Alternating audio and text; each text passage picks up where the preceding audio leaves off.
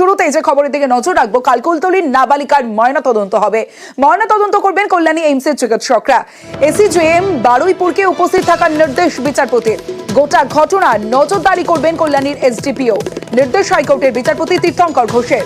ময়নাতদন্তের ভিডিওগ্রাফি করার নির্দেশও দিয়েছেন বিচারপতি। থাকতে পারবে নাবালিকার পরিবারও।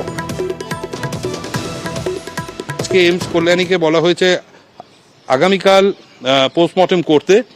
এইমস কল্যাণীর যদি নেসেসারি ইনফ্রাস্ট্রাকচার এখনো অবধি ডেভেলপ না হয় পোস্টমর্টম করার, তাহলে এইমস কল্যাণীর থেকে অত্যন্ত নিকটে জেএনএম বলে একটি হসপিটাল আছে, সেই জেএনএম হসপিটালের সমস্ত ফেসিলিটি এইমস কল্যাণীর এন্টায়ার টিমটাকে দেওয়া হবে।